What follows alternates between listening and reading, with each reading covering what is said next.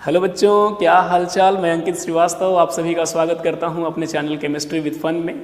और आज हम क्लास 12th के चैप्टर फर्स्ट यानी सॉलिड स्टेट को आगे कंटिन्यू करने जा रहे हैं। पिछले वीडियो में हम आपको इस चैप्टर का इंट्रोडक्शन दिए थे, जिसमें हम आपको बताए थे कि मैटर को मेनली इंटरमॉलिक्यूलर फोर्स के आधार पर तीन स्टेट्स में कैटेगराइज किया जाता है, तीन स्टेट्स में रखा जाता है, जिसमें सॉलिड, लिक्विड और गैस आते हैं। इंटरमॉलिक्यूलर फोर्स को न देखा जाए तो उसमें फिर और भी दो स्टेट्स को हम डिस्कस करते हैं, जिसमें प्लाज्मा और आइंस्टीन बोज कंडेंसेट के बारे में पढ़ाया जाता है या पढ़ा जाता है। तो बच्चों, आज की क्लास में सबसे पहले तो हम आपको इस चैप्टर का इंट्रोडक्शन फिर से थोड़ा सा देंगे और उसके बाद फिर हम आगे डिस्कस करेंगे कि हम लोगों को किस किस टाइप के मटेरियल्स के बारे में पढ़ना है, फिर सॉलिड कितने प्रकार के होते हैं, उनको फिर उनके टाइप्स को किस किस टाइप में कैटेगराइज किया गया है, इन सभी के बारे में हम आज के क्लास में डिस्कस करने जा रहे हैं। तो सबसे पहले हम आपको इंट्रोडक्शन दे दें कि इंटरमॉलिक्यूलर फोर्स के आधार पर किसी भी मैटर को तीन स्टेट में बांटा गया तो तीनों के प्रॉपर्टीज में आखिर क्या डिफरेंस होता है, आखिर उनको सॉलिड, लिक्विड और गैस किस आधार पे कहा गया, उनके प्रॉपर्टीज में क्या क्या डिफरेंस दिखाई देते हैं, उन सभी के बारे में हम बात करेंगे। तो देखिए, हम बात करते हैं सबसे पहले सॉलिड की। सबसे पहले हम बात करते हैं सॉलिड की, सॉलिड। उसके बाद हम बात करेंगे लिक्विड की और उसके बाद बात करेंगे हम गैसियस स्टेट के बारे में, गैस के बारे में। तो देखो, सॉलिड किसको कहा जाता है? मैटर का वह स्टेट जिसका शेप और वॉल्यूम दोनों फिक्स्ड होते हैं, उनको हम सॉलिड का नाम देते हैं। ठीक है, तो हम यहाँ पर सॉलिड के लिए क्या लिखेंगे? सॉलिड का जो शेप होता है ये आपका फिक्स्ड होता है, डेफिनिट होता है, और इसका वॉल्यूम भी फिक्स्ड होता है। अब हम बात करें डेंसिटी की, तो चूंकि वॉल्यूम फिक्स है और मास तो हमेशा ही फिक्स होता है, तो इसका डेंसिटी भी क्या होगा? फिक्स्ड होगा। सॉलिड की डेंसिटी फिक्स्ड होती है।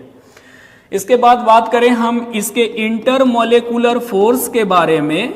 इंटरमॉलिक्यूलर फोर्स की बात अगर हम करते हैं बच्चों, तो देखो, हम पिछले वीडियो में भी आपको बताए थे कि इस ब्रह्मांड में हर एक कण या हर एक पदार्थ छोटे छोटे सूक्ष्म कणों से मिलकर बना है।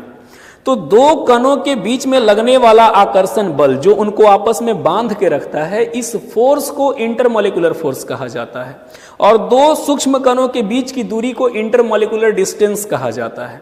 तो चूंकि ये सॉलिड है, तो सॉलिड के कण आपस में बहुत टाइटली पैक्ड होते हैं, बहुत क्लोजली पैक्ड होते हैं। तो अगर दूरी कम है, इसका मतलब फोर्स ज्यादा लग रहा होगा। पिछले वीडियो में भी ये चीज हम बताए थे कि इंटरमॉलिक्यूलर फोर्स और इंटरमॉलिक्यूलर डिस्टेंस एक दूसरे के इन्वर्सली प्रोपोर्शनल होते हैं। तो यहाँ पर जो इंटरमॉलिक्यूलर फोर्स सॉलिड में जो है, यहाँ मैक्सिमम लगता है। इंटरमॉलिक्यूलर फोर्स का वैल्यू मैक्सिमम होता है। और अगर हम बात करें इंटरमॉलिक्यूलर डिस्टेंस की, तो देखिए बच्चों, जो इंटरमॉलिक्यूलर डिस्टेंस है वो सॉलिड में सबसे कम होता है, यानी कण एकदम करीब करीब होते हैं, उनके बीच में दूरी लगभग नेग्लिजिबल होती है। तो इंटरमॉलिक्यूलर डिस्टेंस जो होगा वो मिनिमम होगा। अब हम बात करें इसके कंप्रेसिबिलिटी की, तो हम आपको बताए थे कि जो लिक्विड होते हैं, लिक्विड की सॉलिड जो होते हैं, सॉलिड की कंप्रेसिबिलिटी बहुत कम होती है।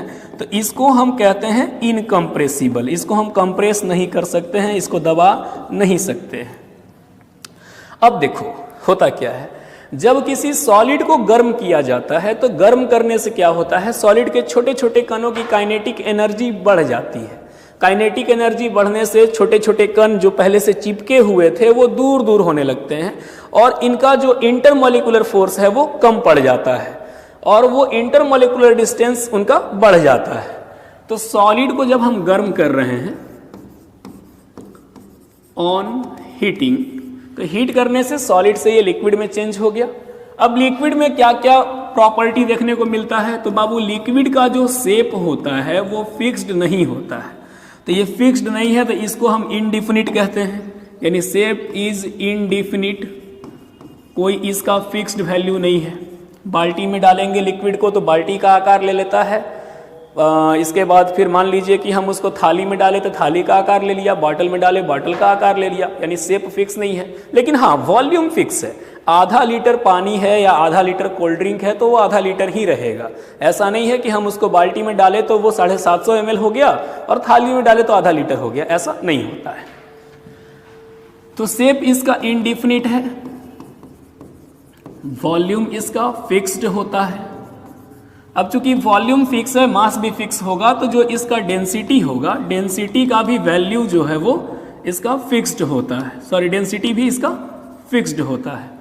अब अगर हम बात करें तो इंटरमोलिकुलर फोर्स की, तो जो इंटरमोलिकुलर फोर्स है, इंटरमोलिकुलर फोर्स, तो इंटरमोलिकुलर फोर्स का जो मान होगा वो सॉलिड से कम होगा लेकिन गैस से ज्यादा होगा, क्योंकि फोर्स सबसे ज्यादा सॉलिड में लगता है और सबसे कम गैस में लगता है।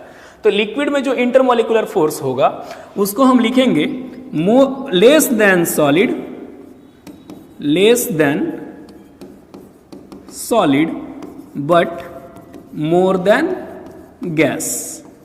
गैस से ज्यादा फोर्स लिक्विड में लगता है और सॉलिड से कम लगता है।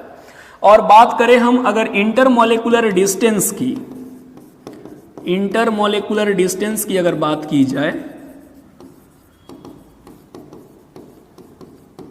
इंटरमोलिकुलर डिस्टेंस की बात की जाए तो इंटरमोलिकुलर डिस्टेंस सॉलिड से ज्यादा होता है और गैस से कम होता है, क्योंकि गैस के कण एकदम दूर दूर होते हैं, सॉलिड में एकदम चिपके चिपके से होते हैं। तो लिक्विड में क्या है, वो थोड़ा दूर होगा। तो ये दूरी जो है वो सॉलिड वाले से ज्यादा है और गैस वाले से कम है। तो इंटरमोलिकुलर डिस्टेंस में लिखेंगे more than solid, more than solid but less than gas, more than solid but less than gas. अब हम बात करें गैस की। अच्छा, ये थोड़े से ये स्लाइटली कंप्रेसिबल होते हैं, थोड़ा बहुत इसको कंप्रेस किया जा सकता है, तो इनकी कंप्रेसिबिलिटी जो होती है वो स्लाइटली कंप्रेसिबल हो सकता है। ठीक है, अब हम बात करें गैस की। तो अब देखिए लिक्विड को जब गर्म करेंगे, जब लिक्विड को हीट किया जाता है ऑन हीटिंग, तो लिक्विड को गर्म करने से गैस का निर्माण होता है। तो अगर हम गैस के कैरेक्टरिस्टिक्स की बात करें तो गैस में न तो शेप फिक्स होता है, शेप भी नॉट फिक्स्ड, और ना ही इसका कोई वॉल्यूम फिक्स्ड है। अब वॉल्यूम भी फिक्स्ड नहीं है, वॉल्यूम नॉट फिक्स्ड।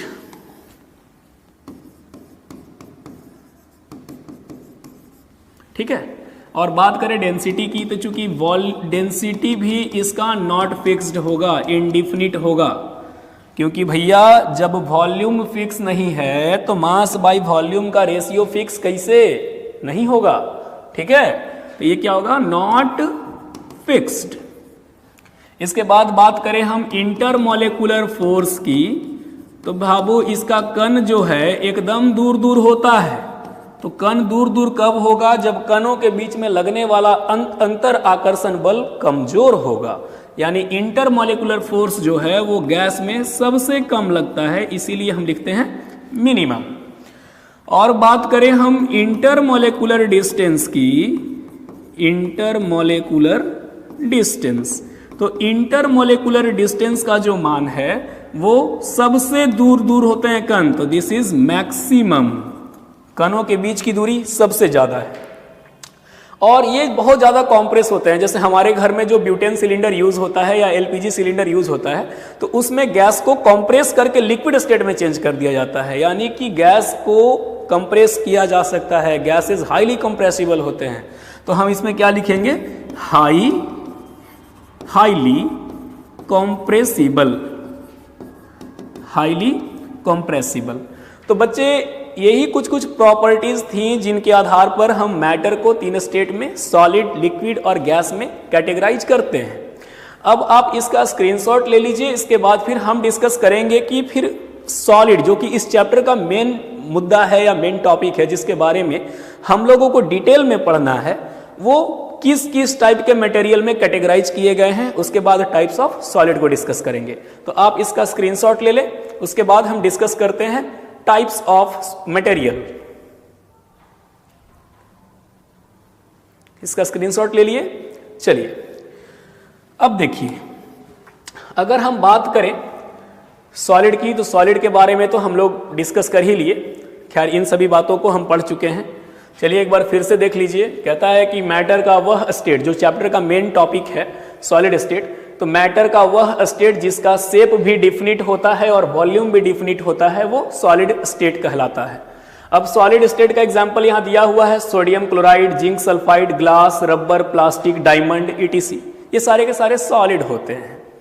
अब देखो कैरेक्टरिस्टिक्स ऑफ सॉलिड की बात की जाए तो अभी तुरंत बताए कि जो शेप होता है, जो शेप है वो इसका डेफिनिट होगा, इसका शेप फिक्स्ड होता है, वॉल्यूम भी फिक्स्ड होता है, डेंसिटी भी फिक्स्ड होता है, इंटरमॉलिक्यूलर फोर्स सबसे ज़्यादा लगता है और इंटरमॉलिक्यूलर डिस्टेंस सबसे कम लगता है।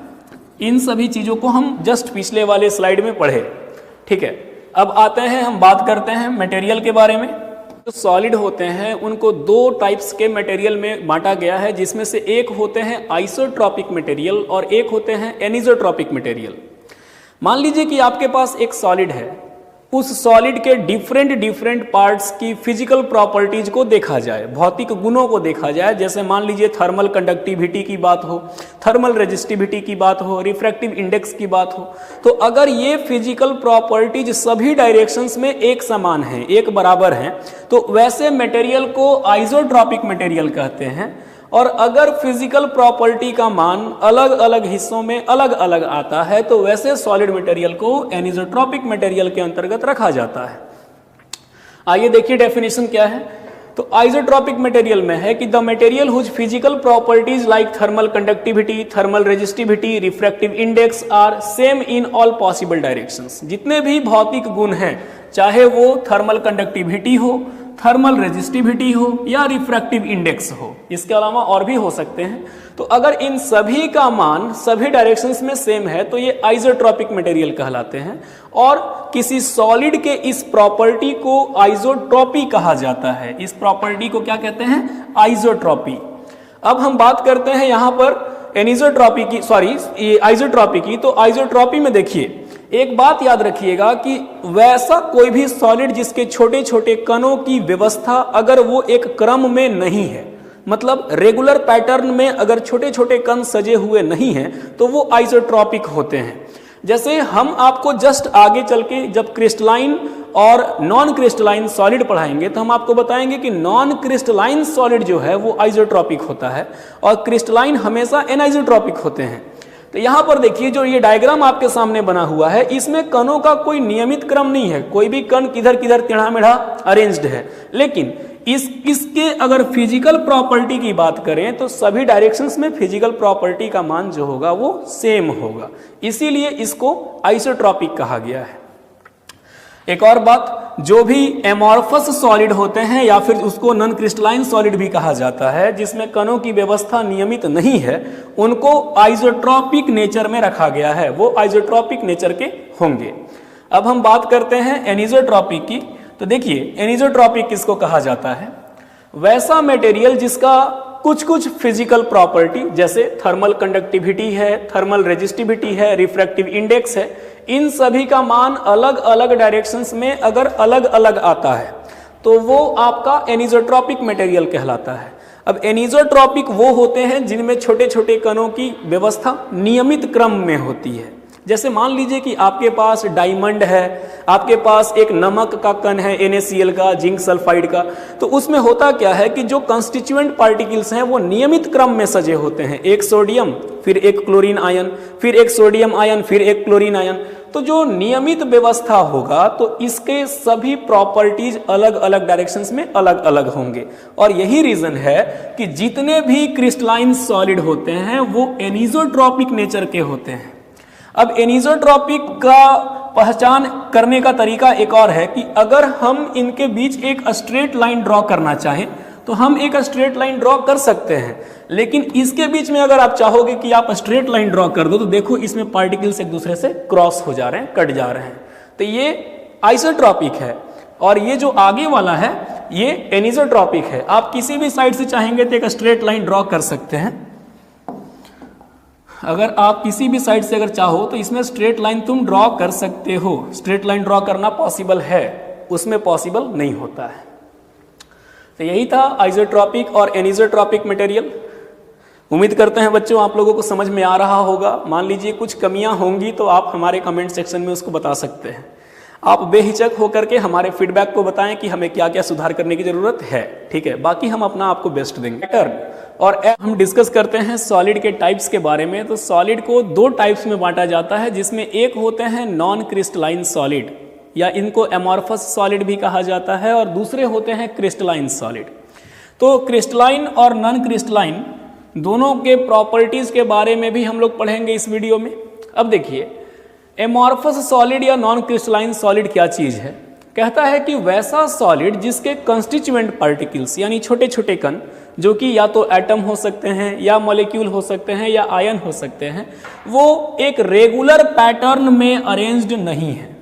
अगर किसी सॉलिड के छोटे छोटे कण एक नियमित क्रम में व्यवस्थित नहीं है, एक रेगुलर पैटर्न में अरेंज नहीं है, तो ऐसे सॉलिड को एमॉर्फस सॉलिड कहा जाता है।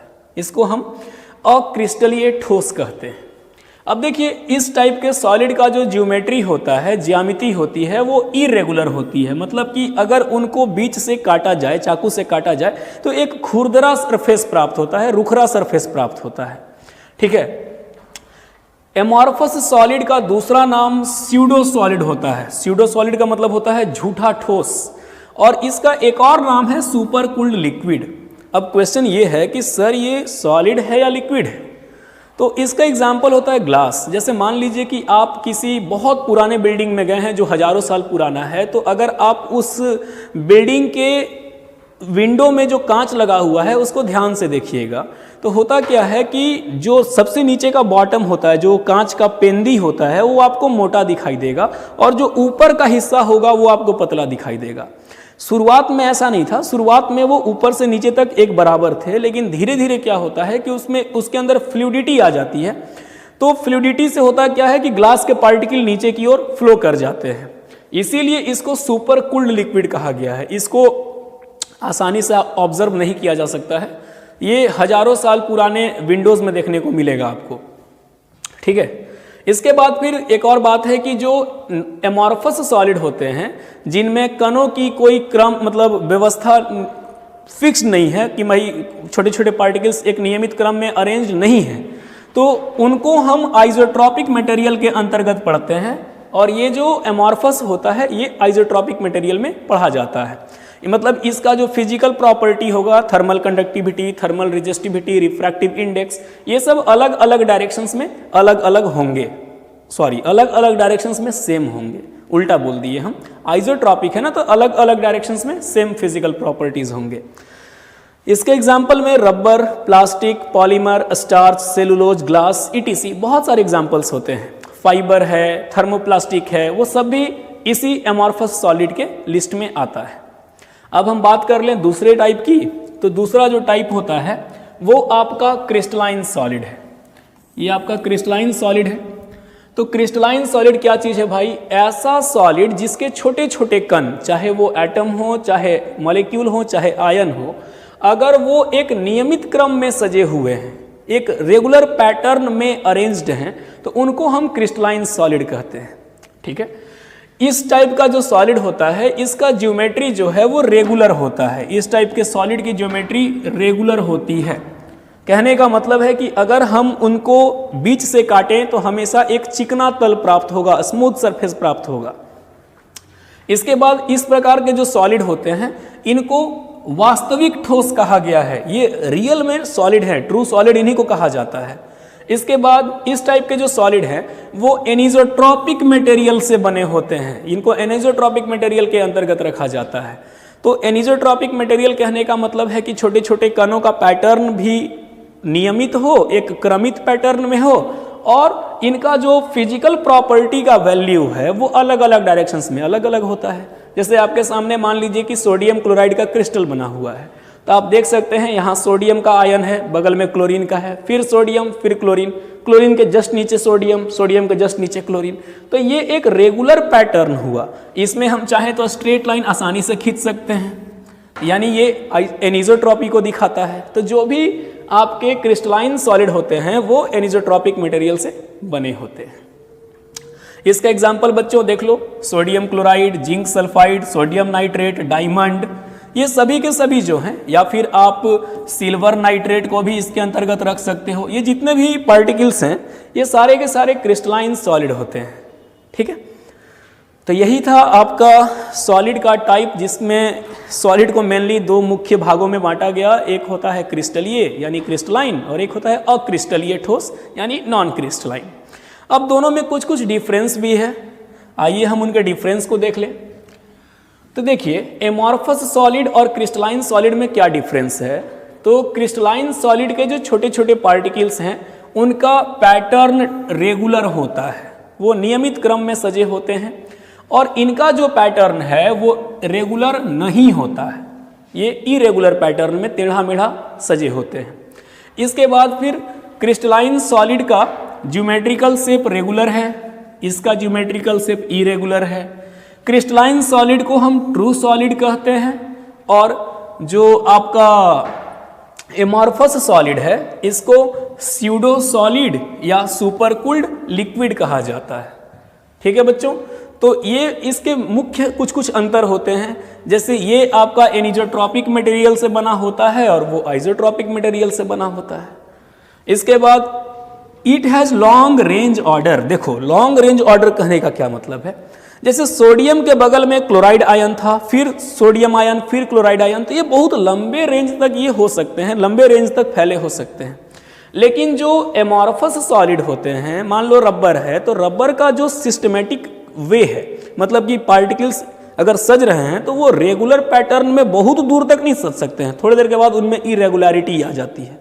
तो वो इसीलिए इनको कहा गया है कि it has short range order. ये भी सजते हैं लेकिन इनका क्रम बहुत छोटा होता है। इसके बाद जो क्रिस्टलाइन सॉलिड है ये एक शार्प टेम्परेचर पर मेल्ट करता है, इसका फिक्स है कि भैया इतने डिग्री के तापमान पर ये पिघल जाएगा। लेकिन एमॉर्फस सॉलिड जैसे रबर है, प्लास्टिक है, तो इसका कोई फिक्स मेल्टिंग पॉइंट नहीं है, ये धीरे धीरे सॉफ्ट होते हैं उसके बाद मेल्ट करते हैं। इसीलिए हम कहते हैं कि it melt in A range of temperature. ये नहीं कहा जा सकता कि प्लास्टिक 100 डिग्री पर मेल्ट ही कर जाएगा, हम ये कह सकते हैं कि हाँ 100 से 120 के बीच में कहीं भी मेल्ट कर सकता है। तो ये था आपका सॉलिड के दोनों टाइप्स में डिफरेंस। आप इसका स्क्रीनशॉट ले लें, हम आपको लिखने का समय नहीं दिए तो आप इसका स्क्रीनशॉट ले लें। अगर आप इसका स्क्रीनशॉट ले लिए तो इसके पीछे वाले स्लाइड का भी आप स्क्रीनशॉट ले लें। ये आपका क्रिस्टलाइन सॉलिड हो गया, इसके पहले वाला ये आपका एमॉर्फस सॉलिड हो गया, और इसके पहले जो है अगर आप स्क्रीनशॉट इसका भी नहीं लिए तो आप इसका भी स्क्रीनशॉट ले सकते हैं। तो इन सभी टॉपिक्स के बारे में हम अभी पढ़ें।